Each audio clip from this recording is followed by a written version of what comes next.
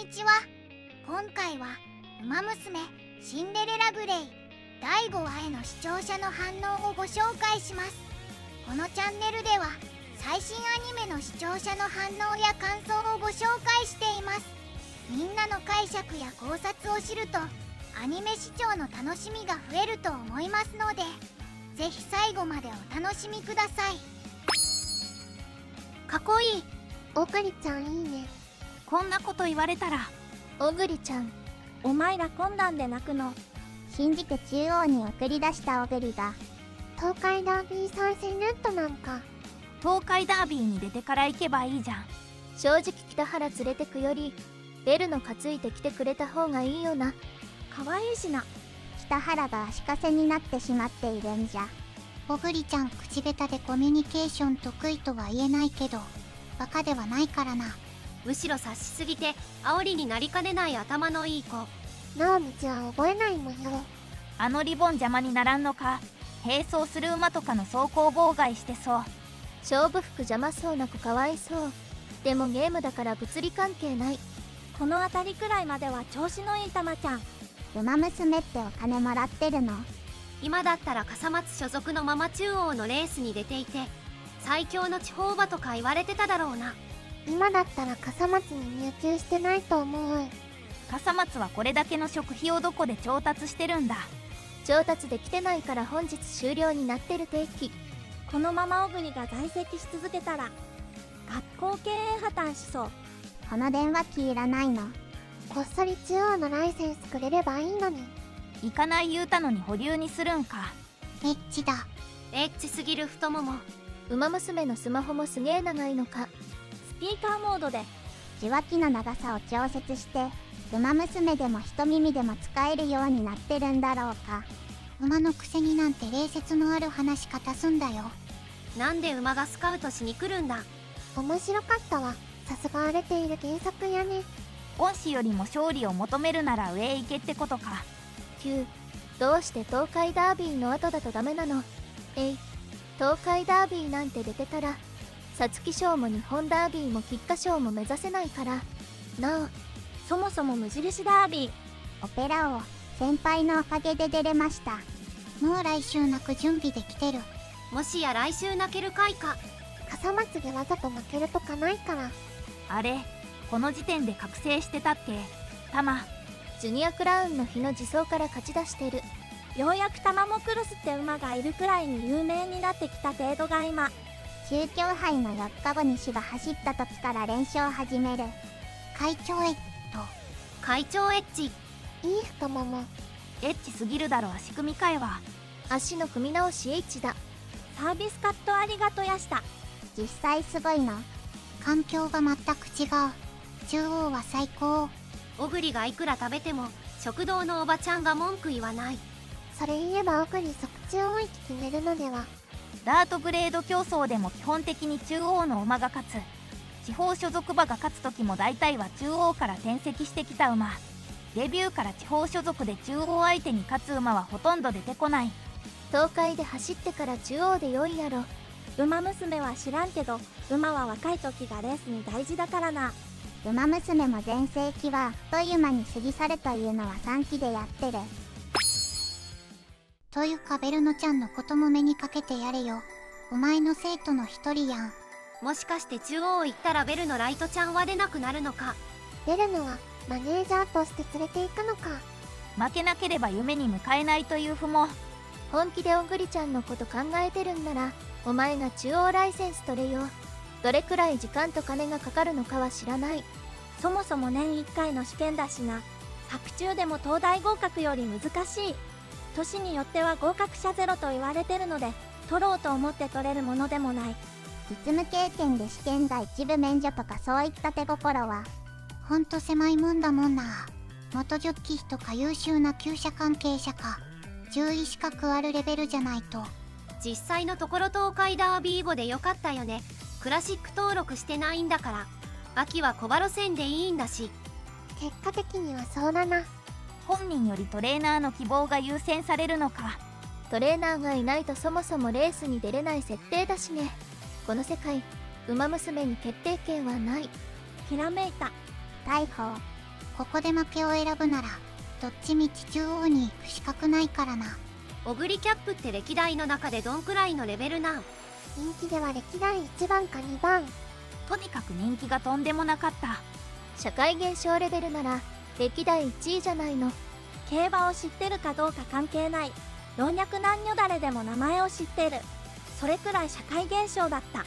ぬいぐるみが爆売れしたり社会現象だったな。ハイセイコー、オグリ、東海帝王。ウマ娘はスマホはどうやって使うんだ？常時スピーカーモード。長いやつ使う。2機で使ってるシーンあるけどスマホ自体が長い。でもシングレの稲荷が多分現実の稲荷1に近いんだよね。進路選択をオグリに丸投げする最低のトレーナー。北原が中央に行けんのは気にするくせに出るのが中央に行けそうにないのは気にせんのか。なるほど。勝てば中央、負ければ地方。次回は神回。これ尺足りるの？原作がまだ終わってないし。それで分割にクールなのか。終わるの晴れよ。鬼舞以来の体感5分だわ。ガンダムとシングレはあっという間だわ。ベルの裏方ばっかだがもうレース走らないのか。はい。そもそも大手スポーツ用品店のレビジョンならレース走るウマ娘なんてやらんでいいじゃんって話。やりたいこととやれることは違うんだって話やろ。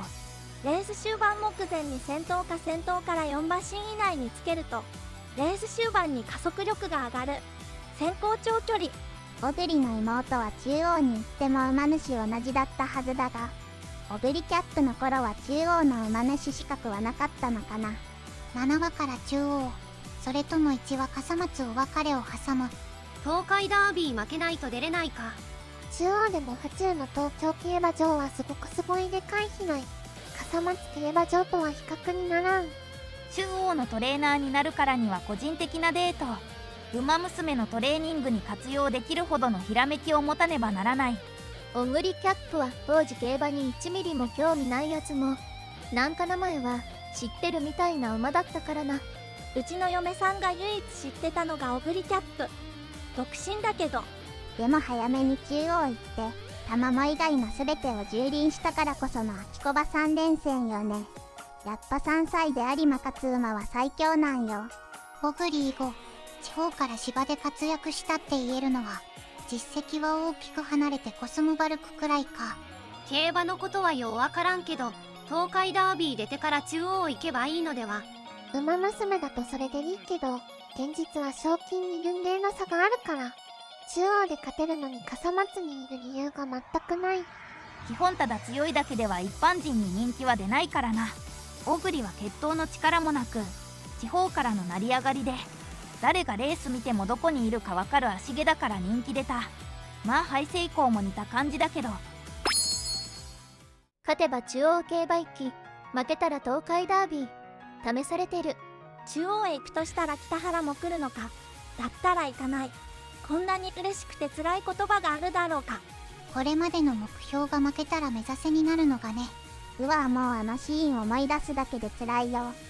北原の究極の選択、小栗にとっても究極の選択。ただただ北原が追い込まれていく回だった辛いよ。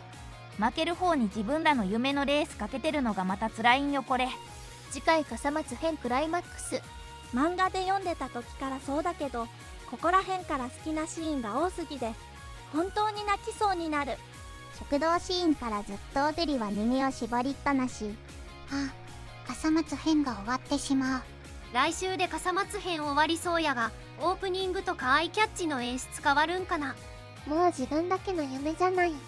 感謝の意も込めて一緒に夢を叶えたいという義理がたいオグリ。オグリの秘めたポテンシャルと可能性の自分が潰すことはトレーナーとして絶対にしてはいけないと決断する北原さん。辛いな。中央を蹴ってでも地方に残る意思を示すオグリキャップにトレーナーとウマ娘の絆を感じて涙がこぼれた。北原はオグリの実力が全てと言うけどオグリにとってもかけがえのない存在なのがよくわかる。史実でも馬主のグリさんは悩んでいたそうですね。地方の馬主資格しかなかったので中央に移籍となると手放すことになるので毎日馬房に通って我が子のように可愛がってた馬を手放すのは辛いですよ。最後の究極の選択だし難しい話だな。